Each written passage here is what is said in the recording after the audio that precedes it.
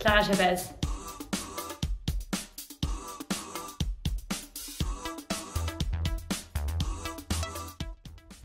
Friskies. 3 mots, je dirais femme, French, tech. Notre objectif, c'est de se dire comment est-ce qu'on peut mettre les startups à leur place dans l'économie française, c'est-à-dire une place vraiment centrale, et vous aider tous, que ce soit les entrepreneurs, les VC comme Daphne où on est aujourd'hui, et tout le reste de l'écosystème, à pouvoir avancer ensemble pour construire ce monde de la tech, de la French Tech de demain. Je pense que le gros succès pour nous, la French Tech, c'est qu'on puisse continuer à voir qu'il y a de plus en plus de startups qui résolvent des vraies problématiques du monde de demain. Dès qu'on se déplace dans le monde, on peut trouver des gens qui sont avec leur petit drapeau French Tech prêts à vous accueillir et à vous accompagner. Et surtout, ce qui m'impressionne le plus, c'est que la plupart des personnes qui sont dans cet écosystème, dans ces associations, sont des bénévoles. Et c'est un peu la beauté, je pense, de cette French Tech, c'est de se dire on a envie d'avancer ensemble, on a envie d'avancer comme un collectif. Et il y a des gens qui sont prêts à passer énormément de leur temps parce qu'ils ont réussi à leur manière en lançant leur entreprise, parce que simplement c'est quelque chose qui leur tient à cœur.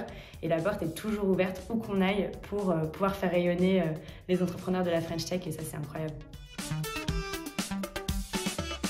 À peu près 24 heures sur 24. Non, j'adore ce que je fais, je trouve que c'est extrêmement énergisant. Et du matin au soir, mes journées sont assez diverses et assez chargées. J'ai eu l'occasion de rencontrer que des gens incroyables. En fait, un entrepreneur, c'est quelqu'un qui est fondamentalement optimiste et qui croit en l'avenir. Donc quand ton quotidien s'est passé tout le temps avec des gens qui pensent comme ça, forcément t'as le smile. Il n'y a pas de choses qui ne se tentent pas.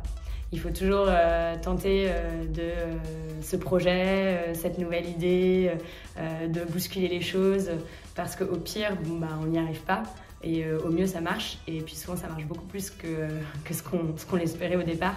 Donc c'est ça que j'essaye de faire au quotidien. Je pense que c'est d'avoir commencé ma carrière à l'étranger. J'avais très envie d'aller en Asie, j'étais fascinée par l'Asie, un côté un petit peu geek. Et donc j'ai rejoint une boîte en Thaïlande en 2012. Il n'y avait rien, il n'y avait pas de moyen de paiement en ligne, il n'y avait pas de système de livraison, je connaissais rien à la tech, je me suis retrouvée à apprendre à coder pour faire des newsletters. Et en fait, c'était une expérience géniale parce que c'est ça qui m'a lancée dans cet écosystème. J'ai appris plein de choses et je serais jamais là où je suis aujourd'hui si j'avais pas eu cette opportunité. Je ne saurais pas dire, il n'y a aucune décision que je regrette. J'ai essayé toujours, comme je le disais tout à l'heure, de dire ok, j'ai envie de faire quelque chose, je vais essayer.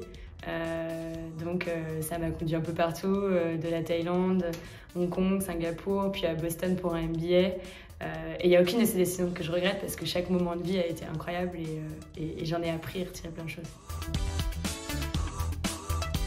Je pense que le sujet des femmes dans la tech, dans l'entrepreneuriat et dans les postes de direction notamment est un sujet extrêmement important que je porte depuis assez longtemps. J'ai eu l'occasion de faire pas mal de choses dans mes expériences précédentes au sein d'entreprises pour pouvoir promouvoir les femmes dans les postes de management, les accompagner dans leur carrière. Il y a tellement de choses à faire, il n'y a que 23% de femmes dans les métiers de la tech. Seulement 7 dirigeantes du Next 40 French Tech 120, donc 7 sur 120, c'est quand même pas top. 14 si on compte les cofondatrices. Et pourtant, on ne peut pas se dire que c'est le secteur qui est le plus dynamique, qui va créer 1 million d'emplois d'ici 2025 et on se prive de la moitié de la population. Enfin, ça, c'est pas possible. Donc cette semaine, d'ailleurs, on a lancé une initiative qui s'appelle le Pacte Parité avec 70 entreprises signataires de la French Tech. French Tech 120 Next 40, qui s'engagent de façon très concrète à se dire ok, qu'est-ce qu'on peut faire d'ici demain et dans les mois à venir et dans les années à venir pour changer ça, que ce soit l'accompagnement au retour de congé maternité, que ce soit la formation des managers au bien conscient qu'on peut avoir sur ces sujets. Il y a plein de choses très très pratiques en fait qui peuvent faire changer les choses et j'y crois. Je suis ceinture marron de karaté. Je sais jouer du trombone. J'ai un chat qui s'appelle Frosties.